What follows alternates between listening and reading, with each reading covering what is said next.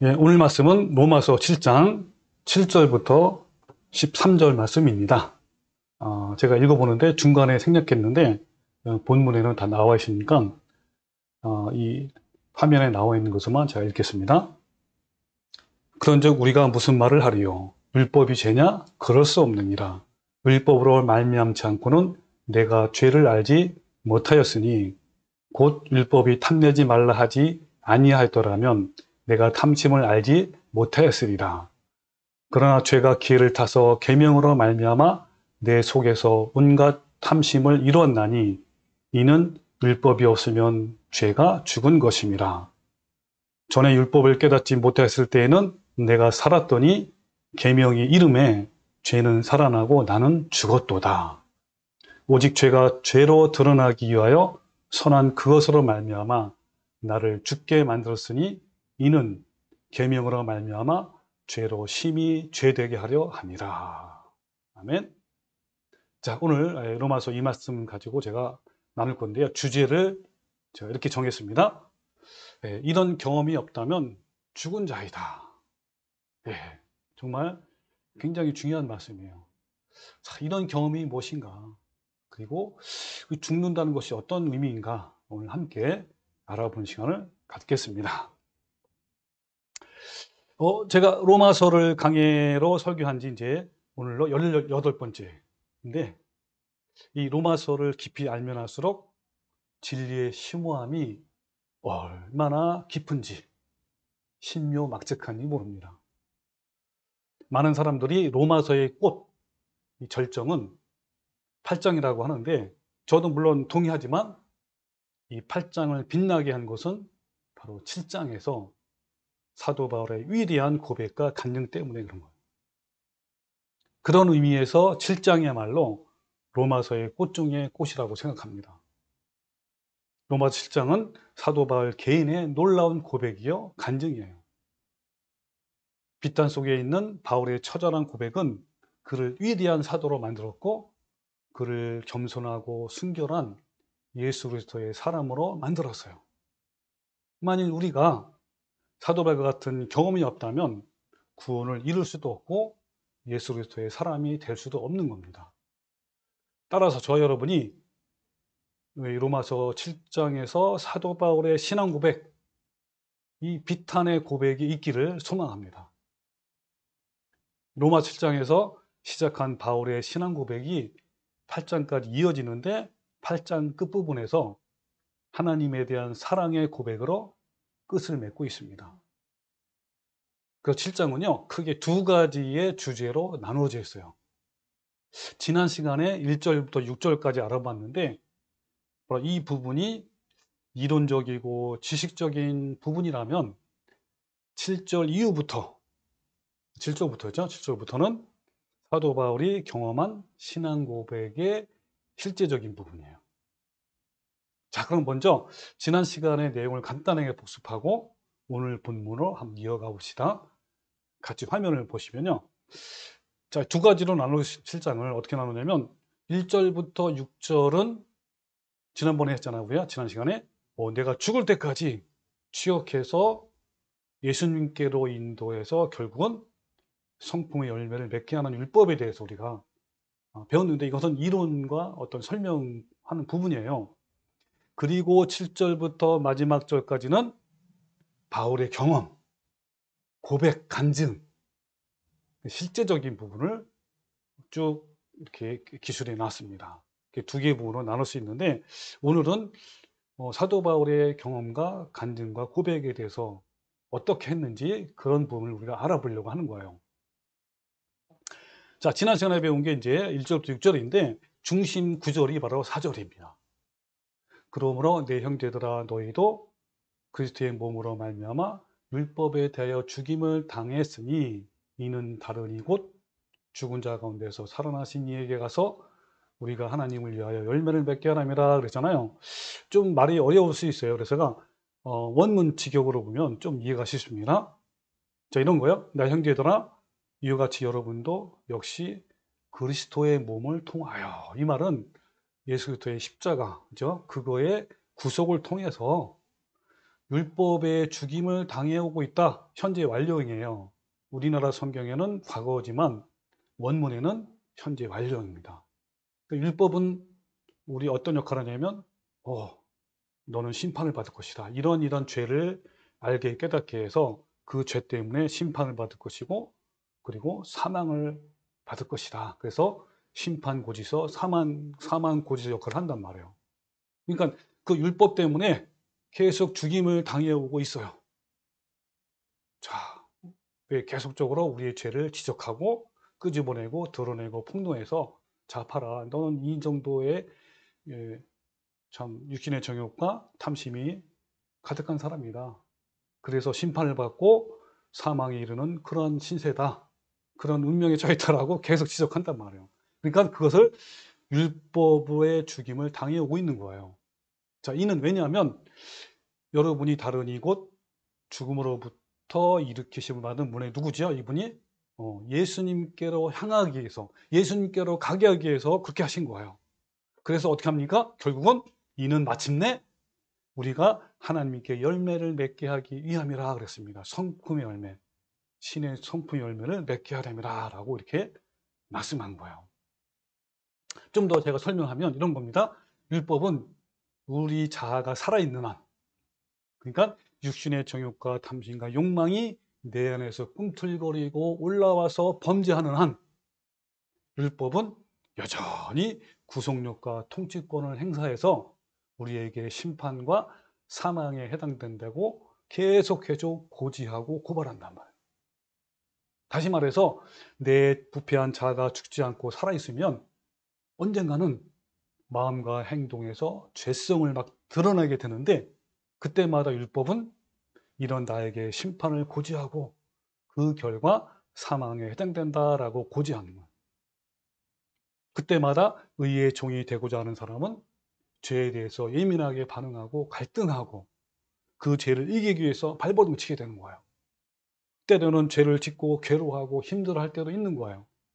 그러다가 내 스스로 그 죄성을 이긴 것이 불가능함을 알고 또 너무 마음이 아파서 괴로워서 가난하고 애통하는 마음으로 주님께 나가게 되는 거예요. 그러면 주님께서 나에게 사랑과 기쁨과 화평을 부어주셔서 그 죄를 넉넉히 이기게 할 수 있는 거예요. 그러나 오랫동안 견고한 진을 치고 있던 이 껌딱지 같은 죄성이 한 번에 죽지 않는 거예요. 기회가 되면 또 그 죄가 살아서 다시 올라오고 그러면 그때마다 율법은 또 나에게 여지없이 추격자가 돼서 심판을 고지하고 사망이 있음을 고지한단 말이에요. 그러면 신실한 하나님의 성도는 어때요? 또 부패한 자아를 십자가에 못 박으러 주님께 또 나가는 거예요. 이런 반복적인 과정을 통해서 점점 부패한 죄성이 죽어가게 되는데 그때 추격자가 되어서 사망을 고지하는 율법이 점점 힘을 잃어버리게 되는 거예요. 나를 괴롭히던 그 죄성이 마침내 완전히 죽을 때 나를 고소하던 그 율법도 추격을 멈추게 되는 거예요. 그때야 비로소 율법에서 그리고 죄에서 해방되는 거예요. 그때 비로소 자유함을 얻는 거예요. 율법은 부패하고 타락한 자아가 살아있는 한 우리를 끝까지 추적해서 심판과 사망을 고지하여 마음이 파탄나게 하고 사망에 이르게 하는 거예요. 그런데 율법의 이런 역할 때문에 우리는 더욱 예수 그리스도로 향하고 그 결과 성품 열매, 즉 성화, 거룩함 이거를 점점 맺게 된다는 뜻이에요. 그렇게 되면 더 이상 율법은 추적하지 않는 거예요. 그러므로 율법은 주님께로 향하게 하고 성품의 열매를 맺어서 하나님의 거룩함을 이루게 하니 율법이 정말 얼마나 소중하고 귀한 것이냐. 이렇게 지금 율법 사도 바울은 계속 말씀하는 거예요. 자, 여기까지가 지난 시간에 알아본 것이고 오늘 본문 7절부터는 율법을 통하여 어떻게 열매를 맺어가는가에 대한 사도 바울의 개인의 고백과 간증이 있는 거예요. 자, 우리 같이 한번 본문을 봅시다. 자, 본문은 어떻게 시작하냐면 그런즉으로 시작해요. 자, 7절 그런즉 우리가 무슨 말을 하리요? 율법이 죄냐? 그럴 수 없느니라. 율법으로 말미암지 않고는 내가 죄를 알지 못하였으니 곧 율법이 탐내지 말라 하지 아니었다면 내가, 그렇죠? 내가 이때부터 내가가 나와요. 이 말은 무슨 말입니까? 율법 자신 개인의 이제 고백을 하는 거야. 간증을 하고 있는 거예요. 자, 그런즉이란 말은 뭐예요?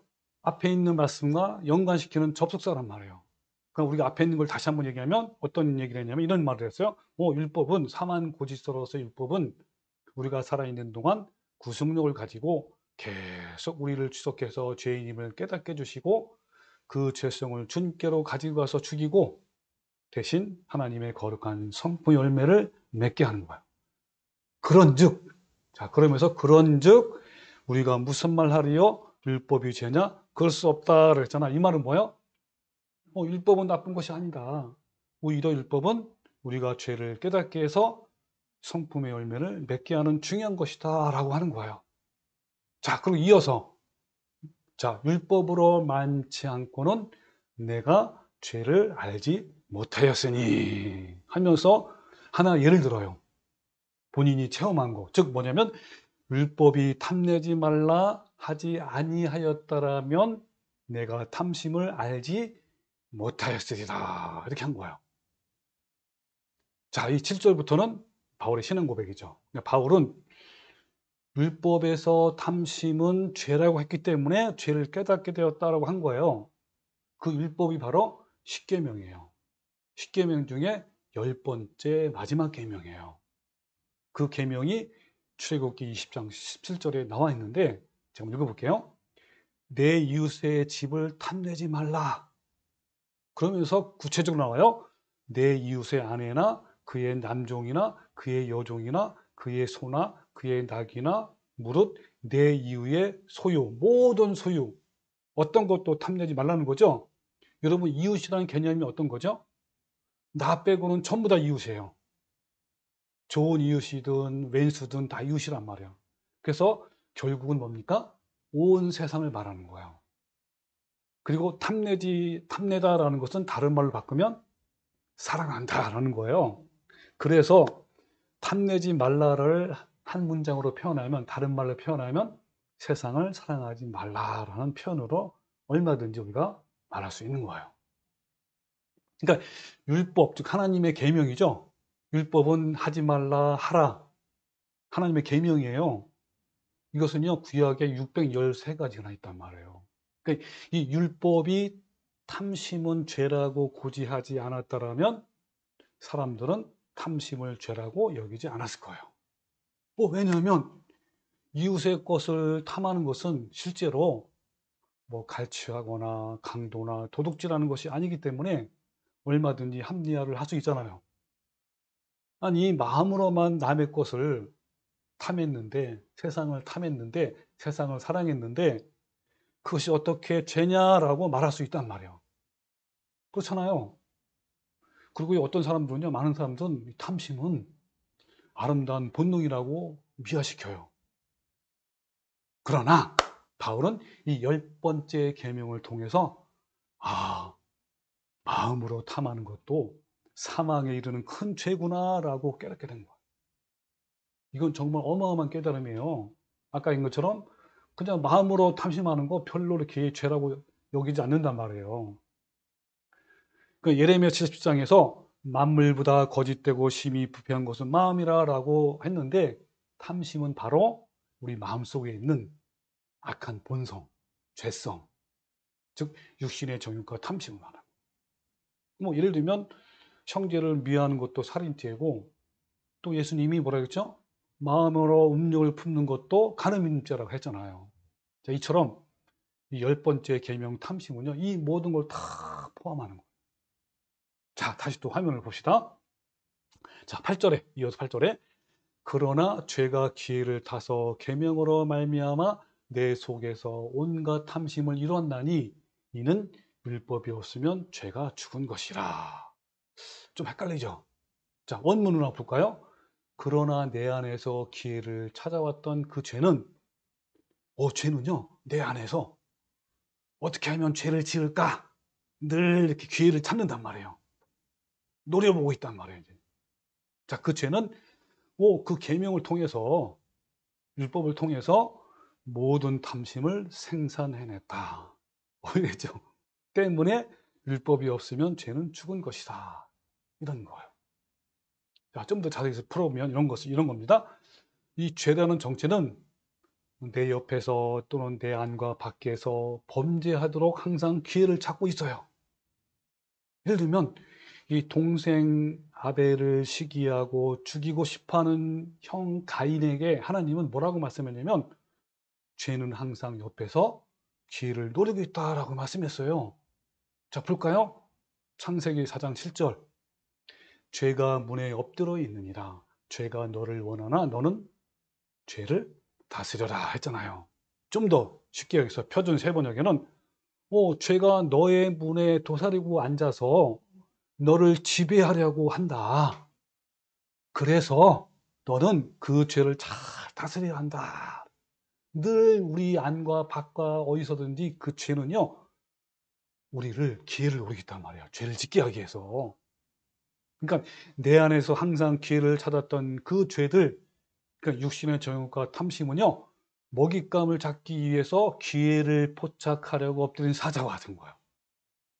그러니까 탐심도 역시 우리 속에서 기회를 찾고 있는 죄성입니다. 그런데 당시에 사도 바울도 그랬지만 대부분 사람들은 그 탐심이 죄인지 모르는 거예요. 지금도 마찬가지로. 그런데 율법으로 말미암아 탐심이 사망에 이른 죄인임을 안 순간 내 속에서 항상 기회를 찾고 있던 그 탐심이라는 것이 바로 죄라고, 그 정체가 폭로된 것이다 라는 뜻이에요. 바울 자신 속에서 항상 꿈틀거리며 나왔던 그 탐심이 하나님의 계명을 통해서 사망에 이르는 죄라는 것을 적나라하게 드러났단 말이에요. 이것은요, 사도 바울에게 큰 충격이었어요.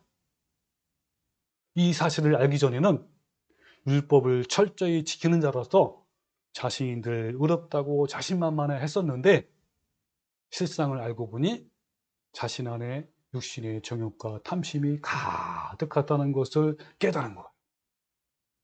이것은 정말요, 바울에게 큰 충격이었어요. 근데요, 저도 이런 충격을 받은 적이 있어요. 자, 지금부터 제 간증이 시작되는데 짧게, 저는 이 간증할 때마다 너무 좋아요. 또 하고 싶고 또 하고 싶어요. 네, 저는 고등학교 때부터 신앙생활을 30년 이상 쭉 해왔는데 올바른 복음이 아니라 잘못된 교리를 바탕으로 살아왔어요. 어떤 교리냐면 이런 거죠. 인간은 원죄를 갖고 있는 죄인이기 때문에 어쩔 수 없이 죄를 지을 수밖에 없다. 그래서 하나님이 다 해놓으셨고 우리는 믿기만 하면 된다. 한 번 구원은 절대 취소가 되지 않는다 등등, 이런 잘못된 교리를 믿어왔고요. 또한 교회만 열심히 다니기만 하면 어쨌든 지옥은 가지 않을 거야. 그래도 나는 신학도 했고 사역자이고 11조도 한 번도 빠지지 않고 꼬박꼬박 냈는데 아니 나 같은 사람을 설마 지옥에 보내겠느냐 라는 잘못된 교리를 믿고 신앙생활을 했기 때문에 저는 당연히 하나님이 나를 인정해 주시고 구원받을 것이라고 자신감이 있었단 말이에요. 어느 정도. 그러면서 삶에서는 적당히 세상과 타협도 하고 죄를 짓기도 하고 교회에 나가서는 거룩한 척하면서 얼마나 열심히 찬송 부르고 막 춤도 추기도 하고 기도도 얼마나 열심히 했고 막 헌금도 했지요. 봉사도요 하루 종일 한 적도 있어요. 그리고 사역도 했고 이렇게 하나님에 대한 나의 공로와 의가 점점 쌓이다 보니 참 진리가, 그런 참 진리에서 점점 멀어져 갔어요. 교회는 열심히 나갔지만 세상 사람들과 구별되는 삶, 거룩함을 이뤄가는 삶은커녕 그냥 그렇게 살았단 말이에요. 이렇게 세상 사람들처럼 세상을 사랑하고 죄 가운데 살면서 때로는 양심의 가책을 받아서 괴롭기도 했지만 그냥 무시하는 거예요.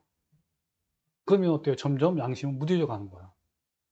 자, 그런데 언젠가부터 성경을 읽고 묵상하던 중에 마태복음 7장 말씀에서 저희 잘못된 신앙이 완전히 뒤집어지는 계기가 되었어요. 자, 그 7장 말씀 여러분이 너무 잘 아시는 말씀이에요. 화면에 보시면 21절부터 나더러 주여지 않은 자마다 다 천국에 들어갈 것이 아니요 다만 하늘에 계신 내 아버지 뜻대로 행하는 자라야 들어가리라. 그날에 많은 사람이 나더 이르되 주여 주여 우리가 주의 이름으로 선지한 노릇하며 주의 이름으로 귀신을 쫓아내며 주의 이름으로 많은 권능을 행하지 아니하였나이까 하리니 그때 내가 그들에게 밝히만 하되 내가 너희를 도무지 알지 못하니 불법을 행하는 자다 내게서 떠나가라. 그리고 19절에는 아름다운 열매를 맺지 아니하나마다 찍혀 불에 던져지느니라. 이러므로 그들의 열매로 그들을 알리라. 네. 이 말씀은요, 제가 평소에 여러 번 읽었던 말씀인데, 이 말씀을 읽을 때마다, 나는 아닐 거야. 나는 구원 받았잖아. 나는 이렇게 열심히 하고 있잖아. 라면서 대충 넘어가곤 했어요.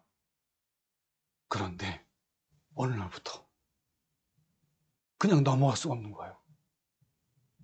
아니, 왜 목사와 선교사 같은 유명한 사역자를 또한 주의 이름으로 귀신을 쫓아내고 주의 이름으로 많은 권능을 행한 능력의 사역자들 왜 주님이 모르신다고 했을까? 아니 왜 이런 사역자들이 하나님의 뜻을 행하는 것이 아닐까? 라는 의문이 들어서 좀 더 말씀을 더 자세히 보고 봤어요. 그런데 바로 그 윗절에 뭐라고 하냐면 아름다운 열매를 맺지 아니하는 날마다 찢겨 불에 던져진다 라고 한 거예요. 그러니까 이들이 아름다운 열매를 맺지 못하기 때문에 예수님이 모른다고 한 거예요. 열매가 심판의 근거라는 것을 이제 알게 된 거예요. 자, 그러면 도대체 열매가 무엇이냐? 그래서 성경을 다 확인해 보니까 그 열매는 결국 성령이 9가지 열매로 다 귀결되는 거예요. 그리고 그 말씀이 바로 고린도전서 13장의 15가지 아가페 사랑의 열매로 연결되는 거예요. 근데 이 성령의 9가지 열매는 결국 예수님의 성품이고 하나님의 거룩한 형상이고 거룩함이고 성화이고 그리고 내면의 변화라는 것을 알게 된 거예요. 근데요, 더 놀라운 거는 내 안에 이 성령의 9가지 열매, 주님의 성품, 그 9가지 열매 하나하나 다 따져보면 있잖아요. 여러분, 9가지 열매 뭐죠? 사랑, 희락, 화평, 오래 참음, 자비, 양선, 충성, 온솔지 아닙니까? 이걸 하나하나 보고 보니까, 세상에 내 안에 이런 열매가 하나도 없는 거예요. 와. 그리고 아가페 사랑의 15가지 성품의 열매. 오래 참고, 온유하고, 친절하고, 시기하지 않고, 자랑하지 않고, 교만하지 않고, 무례행하지 않고, 등등. 이걸 하나하나 보니까요. 저에게 이런 성품이 하나도 없는 거예요. 아니, 물론 나에게 잘해준 사람한테는 이렇게 할 수는 있어요. 그러나, 왼수 같은 사람에게는, 정말 싫은 사람에게는, 주님의 성품이 하나도 없음을 깨닫는 거예요. 네. 정말 충격. 그렇게 교회는 열심히 다니면서 종교적 행위는 있었는데, 내 안에 예수님의 성품, 아름다운 열매가 하나도 없다는 걸 깨닫고 충격에 빠졌어요. 그때요, 그 절망감은 말할 수 없는 거예요. 주님, 저에게 선한 것이 아무것도 없습니다. 저는 아무것도 아닙니다. 저는 그저 부패한 죄인입니다. 주님, 이제 저는 어떻게 하면 좋습니까? 어떻게 하면 될까요? 라는 절망감과 탄식이 흘러나왔어요. 왜냐면 아름다운 열매를 맺지 않은 나무마다 찍혀 불에 던져진다라고 했잖아요. 그 말씀을 이렇게 대비시켜 보니까 나는 이제 꼼짝없이 지옥 불못에 던져져 있구나라는 생각에 얼마나 놀랍고 두려웠는지요. 마지막 심판대 앞에서 내가 너를 수년이를 도저히 알지 못하니 불법을 행하는 자야 내게서 떠나가라. 나는 무서운 심판의 선고를 받겠구나 라는 생각에 큰 충격을 받은 거예요. 네. 여러분은 어떠신가요? 여러분은 이런 경험이 있습니까? 네, 다시 한번 본문으로 가봅시다. 자, 충격을 받은 바울은요, 이렇게 고백했습니다. 8절에 그러나 죄가 기회를 타서 계명으로 말미암아 내 속에서 온갖 탐심을 이루었다 했단 말이에요. 네. 자, 이것은요, 사도 바울은 열 번째 십계명이 없었더라면, 율법이 없었더라면 탐심이 죄라는 정체를 몰랐을 거라. 그러므로 이 사망고지서로서의 율법은 인간의 정체성을 깨닫게 해주는 매우 소중하고 귀한 것이에요. 이렇게 탐심을 지속적으로 품은 것이 사망에 이르는 큰 죄인임을 깨닫는 바울은요, 구절에 이렇게 또 고백을 해요. 탄식해요. 뭐라고 하냐면 전에 율법을 깨닫지 못했을 때는 내가 살았더니 계명의 이름에 죄는 살아나고 나는 죽었도다. 저는 이 말씀이 얼마나 내 마음에 와닿는지 몰라요. 자, 이 말씀 무슨 말이냐면 이런 거예요. 바울이 율법의 역할을 깨닫지 못했을 때는, 즉 탐심 자체가 죄라는 것을 깨닫지 못했을 때는 마치 자신이 의로운 사람인 것처럼, 즉 율법을 잘 지키는 것처럼 자신이 살아 있었어요. 그러나 탐심 자체가 사망에 이른 큰 죄라는 것을 알게 된 바울은요, 오히려 영적으로 사망에 이른 것에 대해서 탄식하고 있는 거예요. 여러분, 이 고백은요, 사도 바울의 개인적인 탄식이지만 우리에게도 동일한 고백이어야 하는 거예요. 이 율법을 통해서 바울은 자신 속에 육신의 정욕과 탐심이 여전히 처리되지 않고 살아있음을 알게 된 거예요. 그러니까 율법이, 하나님의 계명이 바울 자신에게 적용되니까 죄는 살아나고 나는 죽었도다라고 고백한 거예요. 이건 무슨 말이냐면, 내 안에 육신의 정욕과 탐심이라는 죄가 있다니, 이제 나는 사망에 이르렀구나. 이를 어쩌면 좋은가라고 탄식하는 거예요. 좀 더 자세히 하면 탐심과 정욕이, 죄성이 그대로 살아있는 상태에서 탐심하지 말라라는 하나님의 계명이 자신에게 적용된 거예요. 그러니까 죄는 더욱 드러났고, 바울은 그 죄로 말미암아 사망과 고통 가운데 놓이게 된 것을 깨달은 거예요. 그래서 바울은 마침내 다음과 같은 죄와 사망의 고통과 탄식을 하는 거예요. 바로 위대한 고백으로 이어지는 거예요. 바로 위대한 고백이 바로 이거예요. 7장 22절. 내 속사람으로는 하나님의 법을 즐거워하되 내 지체 속에서 한 다른 법이 내 마음의 법과 싸워. 그러니까 육신의 소욕과 성령이 싸우는 거예요. 이게 영적 전쟁, 내적 전쟁이에요. 싸워. 내 지체 속에 있는 죄의 법으로 나를 사로잡는 것을 보는도다. 여러분, 죄성이 얼마나 강합니까? 그럴 때는요, 나를 막 짓누른단 말이에요.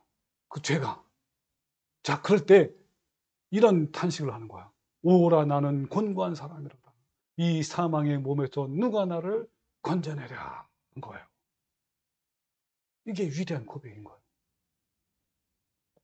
바울이 율법을 통해서 자신의 죄성을 깨닫지 못했을 때는 그는 자신이 살아있었어요.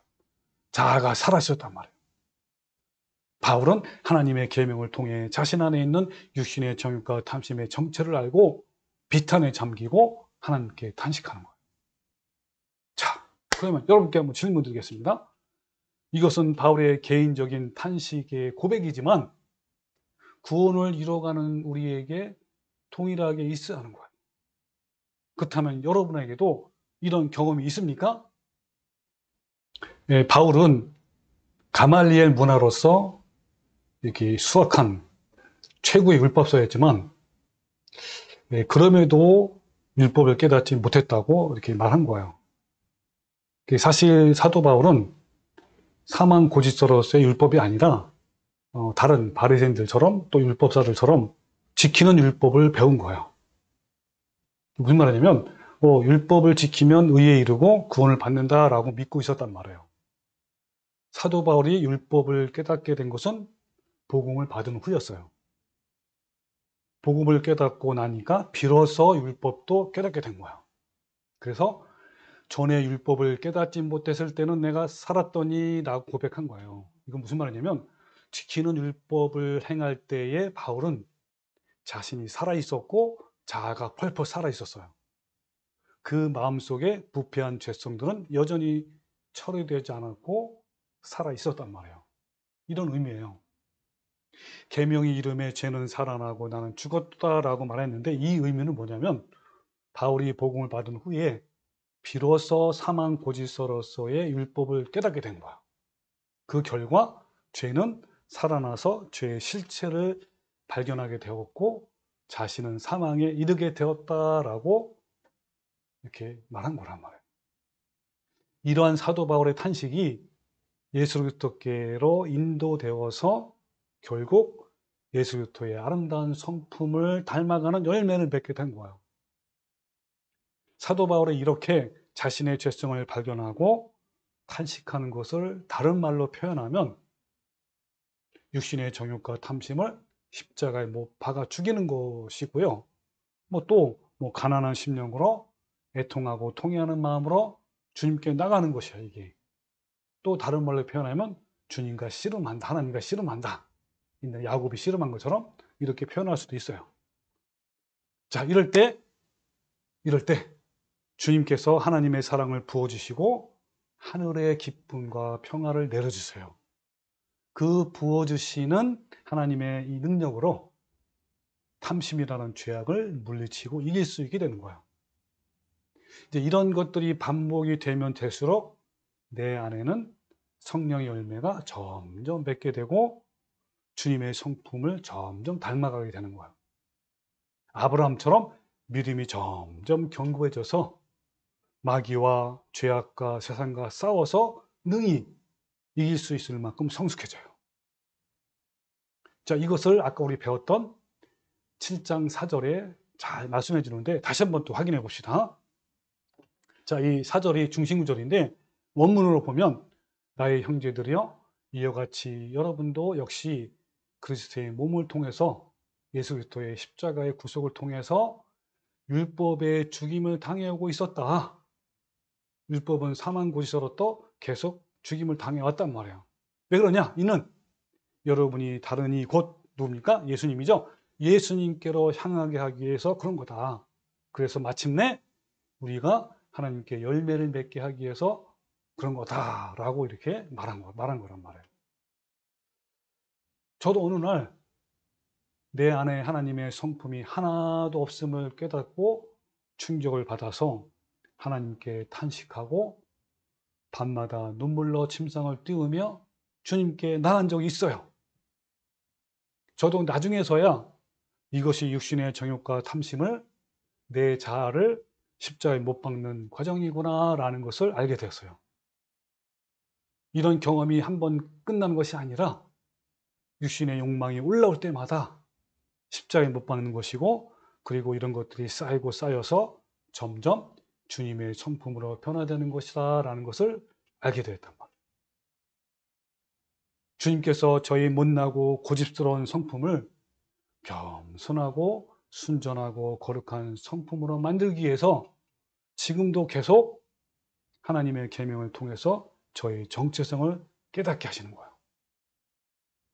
근데 어떤 때는 어떤 사건으로 인해 가지고 아직도 나에게 이런 욕심과 욕망과 사악함이 여전히 남아있다는 것을 깨닫고 정말 소스라치게 놀란 적이 한두 번이 아니에요. 아니 아직도 나에게 이런 게 남아있다니. 그때마다 저는요 주님께 이런 고백을 합니다. 주님, 저는 아직도 많이 부족해요. 주님, 저를 불쌍히 여겨주세요.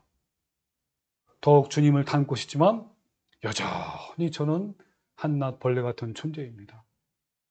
주님, 제가 정말 죄인 중에 괴수입니다. 라면서 주님께 탄식할 때가 종종 있어요.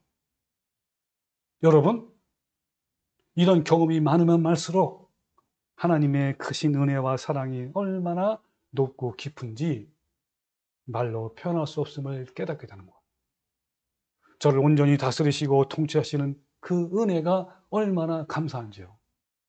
그럴 때마다 제 자신이 더 낮아지고 또 낮아지고 겸손해지고 또한 하나님의 나라에 대한 갈망으로 더 충만한지 모릅니다. 이런 탄식과 비탄과 마음의 가난함과 애통함이 크면 클수록, 깊으면 깊을수록 하나님이 주시는 은사는 더 깊고 크고 풍성한 거예요. 여러분은 어떠신가요? 이런 경험이 없다면 영적으로 죽은 자예요. 예전에는 있었는데 지금은 없다면 생명이 점점 죽어가고 있다는 증거예요. 성품의 열매를 맺는 것이 너무 중요하기 때문에 하나님은 사랑하는 자녀들에게 고난과 역경과 시험과 가시를 주셔요. 자신이 현재 고난 중에 있다면 하나님께 감사하십시오. 이 고난은 나를 주님의 거룩한 형상으로 만들어가기 위해서 주신 거예요. 이런 절망 가운데서 탄식하고 하나님께 부지런히 나아간 위대한 하나님의 사람이 있었어요. 누굴까요? 바로 다윗 왕. 저는 이같이 비탄과 탄식 이런 걸 생각하면요, 그 다윗 왕을 늘 떠올려요. 자, 제가 한 가지 사례만 들을게요. 시편 6편을 보면서 같이 한번 다윗의 심정, 이 다윗의 심정이 나의 심정이구나, 여러분 한번 그런 느낌을 가지고 한번 읽어보시고요. 이 시편 6편은요 다윗의 대표적인 비탄시예요. 이거는, 이 시는 다윗이 하나님 앞에서 자신의 죄와 또 그 죄로 말미암아 징계를 받았단 말이에요. 그런 것에 대한 슬퍼하고 고백하는 비탄시예요. 자, 읽어볼게요. 여호와여, 주의 분노로 나를 책망하지 마시오며 주의 진노로 나를 징계하지 마옵소서. 여호와여, 내가 수척해 하사오니 내게 은혜를 베푸소서. 여호와여, 나의 뼈가 떨리오니 나를 고치소서. 나의 영혼도 매우 떨립니다. 여호와여, 어느 때까지입니까? 여러분, 이 마음 그대로 한번 다윗의 마음이 돼가지고요, 그대로 하나님께 내 마음을 올려보세요. 얼마나 정말 하나님을 향한 그 간절함, 그 가난함, 그 애통함이 있는지 여러분 말로 표현이 안 돼요. 저는 그래서 항상 주님께 탄식하며 나갈 때는요, 이 시편을 가지고 그냥 읽어요. 내 마음을 그대로 담아서. 왜? 너 같은 마음이기 때문에. 여기 보세요. 여호와여, 어느 때까지입니까? 여호와여, 돌아와 나의 영혼을 건지시며 주의 사랑으로 나를 구원하소서. 여러분, 얼마나 이건 정말 말이 표현이 안 돼요. 그러면서 사망 중에서는 주를 기억하는 일이 없사오니 스올에서 주께 감사할 자가 누구리까? 그러면서 내가 탄식함으로 피곤하여 밤마다 눈물로 내 침상을 띄우며 내 요를 적신하이다. 밤마다 주님께 울면서 간곡하고 애통하는 거예요. 자기 죄에 대해서 탄식하는 거예요. 자, 10절과 이어서 보면 10절에 생명에 이르게 할 그 계명이 내게 대하여 도리어 사망에 이르게 하는 것이 되었도다 했잖아요. 자, 이것은 이제 바울이 자신의 과거를 돌이켜 보니까 율법을 잘못 알았기 때문에 사망에 이를 뻔했다라는 것을 깨달은 거예요. 아마 이 바울은 이때 섬찟했을 거예요. 만약에요, 진짜 이 율법으로 말미암아 자신의 죄성을 깨닫지 못했으면 어땠을까요? 정말 끔찍하잖아요. 그래서 이것은요, 바울 자신에게 매우 충격적인 거예요. 이제 바울은 이 모든 정체를 알고 하나님의 은혜와 인도하심이 얼마나 감사한지 7장 마지막 절 25절에 이렇게 고백해요. 뭐라고 하냐면 우리 주 예수 그리스도로 말미암아 하나님께 감사한다 했단 말이에요. 저는 이 사도 바울의 마음을 저는 읽을 수 있어요. 얼마나 감사한지요. 이런 경험도 저도 마찬가지예요. 저도 30년 이상 잘못된 교리를 믿어왔는데 이런 나의 과거를 생각하면 정말 아찔해요. 정말 생각조차 하고 싶지 않을 정도로 끔찍하단 말이에요. 그런데 이 진리를 깨닫게 된 것이 얼마나 감사하고 기쁜지요. 저는 하나님께 감사의 눈물을 흘리면서 이제 앞으로 날마다 하나님과 동의하는 삶을 살겠다고 다짐하고 기도했단 말이에요. 아니 저같이 못난 죄인에게도 참 진리를 알게 해주신 그 은혜와 사랑을 생각하면 제 생명조차도 아깝지 않은 거예요. 벌레만도 못한 저를 버리지 아니하시고 이렇게 보와 진주 같은 진리를 알게 해주셔서 그 좁은 길, 생명의 길을 가게 하신 하나님의 은혜와 사랑을 그것이 얼마나 저에게 크고 높은지 말로 표현할 수 없습니다. 저는요, 이 사랑이 너무너무 커서 그 어떤 억울한 일이 생겨도 용서 못할 것이 없으며 그 어떠한 죄에게 유혹이 오더라도 이기지 못할 것이 없는 거예요. 저는요, 이 사랑이 너무너무 깊어서 나를 비난하고 조롱하고 핍박하는 자에 대해서 오래 참을 수도 있고 친절히 대할 수도 있고 그리고 나의 유익을 구하지 않을 수도 있고 성내지 않을 수도 있고 그리고 보복하지 않을 수도 있는 저는 이 사랑이 너무 높아서 그 어떤 고통과 고난도 이기지 못할 것이 전혀 없는 거예요. 그리고 내가 자랑으로 삼았고 내게 유익했던 모든 것을 포기할 수 있고 나의 생명도 기꺼이 내줄 수 있는 거예요. 여러분은 어떠신가요? 여러분은 이런 사랑을 가지고 있습니까? 그때부터 저는요, 이 기쁜 소식을 나 같은 한 사람을 찾기 위해서 만나는 사람마다 특히 교회 다니는 사람마다 이 진리를 전하기 시작한 거예요. 그리고 저는 나 같은 한 사람을 찾기 위해서 유튜브에 영상을 올리기 시작했어요. 벌써 구독자가 1000명이 넘었고 꾸준히 영상을 보는 분이 한 100명 정도가 됩니다. 이렇게 나 같은 한 사람이 점점 늘어나는 것을 보고 저는 또 얼마나 하나님께 감사한지 말로 표현할 수가 없어요. 또 유튜브 구독자 중 몇 분이 저에게 꾸준히 헌금을 보내주셔서 또 얼마나 감사한지요. 정말 감사합니다. 자, 다시 한번 본문으로 돌아갑시다. 자, 하나님은요, 처음부터 유대인들에게 그 율법을 주실 때는요, 율법으로 말미암아 그들을 살리기 위해서 주신 거예요. 율법으로 죄를 깨닫게 해서 구원과 구속을 향하도록 하신 거란 말이에요.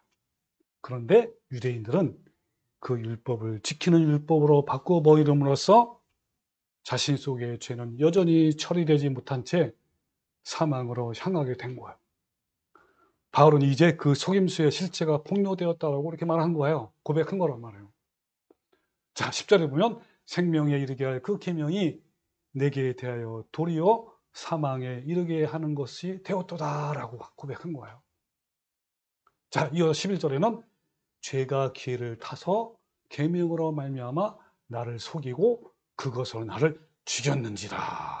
일단 직역하면 내 안에서 기회를 찾아왔던 그 죄는 그 계명을 통하여 나를 속여왔고 죽여왔다라고 하는 거예요. 이 말은 무슨 말이냐면 바울은 사망 고지서로서의 율법을 지키는 율법으로 속임을 당한 거예요.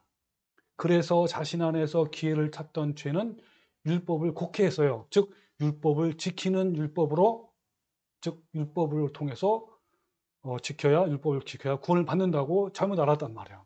그래서 지금까지 자신을 속여왔고 죽여왔다라는 거예요. 이제 바울은 이런 율법에 대해서 다음과 같이 결론을 맺어요. 자, 12절에 이로 보건대 율법은 이러이러다라고 하는 거예요. 어떻다고 해서요? 거룩하고 계명도 거룩하고 의로움은 선하도다. 그런즉 선한 것이 내게 사망에 대하였느냐? 그럴 수 없느니라. 오직 죄가 죄로 드러나기 위해서 선한 그것으로 말미암아 나를 죽게 만들었으니 이는 계명으로 말미암아 죄로 심히 죄되게 하려 함이라. 네, 그래서 얼마나 율법이 선한 역할을 하는지 이것을 깨닫는 거야, 바울이.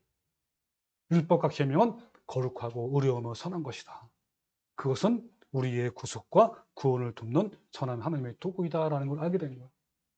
그래서 하나님의 계명은 부패한 죄성을 가진 우리를 점점 주님의 거룩한 성품을 닮아가게 하는 거예요. 그래서 마침내 열매가 맺혀지면 구원을 받게 되는 거예요. 그때 우리는 율법에서 그 죄에서 진정으로 자유함을 얻을 수 있는 거예요. 하나님의 계명을 통해 자신의 죄성을 깨달은 사도 바울처럼 우리도 자신의 죄에 대해서 끊임없이 올라오는 정욕과 탐심에 대해서 탄식하며 구걸하며 애통하면서 하나님께 나아가야 하는 거예요. 비탄에 잠긴 다윗 왕처럼 하나님 앞에서 가슴 아픈 소리를 내고 울면서 매달려야 하는 거예요. 육신의 정욕과 탐심을 십자가에 못 박을 때 큰 아픔과 고통이지만 바로 그때 하나님께서 사랑과 희락과 화평을 우리 마음에 부어주셔서 주님의 성품의 열매를 맺게 하신단 말이에요. 이것은 정말 놀라운 일이에요. 나를 억울하게 만든 그 왼수 같은 놈이 더 이상 밉지도 않고 분노가 일어나지도 않고 오히려 불쌍히 여기는 마음으로 변화가 되는 거예요. 내 마음에 하나님의 사랑과 하늘에서 내려주신 기쁨과 평화가 찾아오는 거예요. 이것이 바로 신비 중의 신비예요. 여러분, 하나님의 말씀을 통해서 정말 끊어내기 어려운 습관적인 죄성이 있습니까? 발견했습니까? 정말 용서하기 힘든 왼수 같은 사람이 있습니까? 그러면 사도 바울처럼 탄식함으로 주님께 나가십시오. 비탄에 쌓인 마음으로 주님께 간절히 나가십시오. 어떻게 나갑니까? 오라 나는 곤고한 자로다. 이 사망의 몸에서 누가 나를 구원하랴. 주님 저를 불쌍히 여겨주세요. 저는 고개를 감히 들 수 없는 부끄러운 죄인입니다. 주님, 완고한 저를, 정욕에 사로잡힌 저를 더 많이 부서지고 깨어지게 해주세요. 주님께서 도와주시지 아니하면 저는 아무런 희망이 없습니다. 라면서 주님께 울며 간구하고 매달리십시오. 이럴 때 우리는 세상에 주는 기쁨이 아닌 하나님께 주신 기쁨을 누리기 시작하는 거예요. 이럴 때 나를 괴롭히는 죄악에서 해방되고 그래서 얼마나 자유롭고 또 얼마나 행복한 겁니다. 모든 것이 기적이며 축복이에요. 여러분은 이런 경험이 있습니까? 이런 경험이 없다면 그는 예수님을 닮아가는 진짜 그리스도인이 아닌 거예요. 그냥 세상에서 축복받기 위해서, 성공과 출세하기 위해서, 그냥 내 마음의 편안과 위로를 위해서, 내 경제 문제와 질병 문제, 관계 문제를 해결하기 위해서 교회를 열심히 다니는 교인일 뿐인 거예요. 하나님과 아무런 관계도 없는 사람들이에요. 마지막 심판대에 그때 내가 너를 도무지 알지 못하니 불법을 행하는 자들아 내게서 떠나가라라는 무서운 심판을 받을 거란 말이에요. 이런 경험은 한 번으로 끝나는 것일까요? 절대 아닌 거예요. 죄의 종의 뿌리가 온전히 뽑힐 때까지 계속 십자가에 달리신 예수님께로 상하고 통회하는 마음으로 나가는 거예요. 그러면 점점 우리의 품성이 예수님의 성품으로 변화가 되는 거예요. 믿음의 주여 온전케 하시는 예수님이 우리를 도와주실 거예요. 여러분, 우리 모두 사도 바울처럼 하나님의 계명을 통해 자신의 정체성을 깨닫고 비타는 마음으로 주님께 나아가는 성도가 되시기를 주님의 이름으로 축원합니다. 아멘.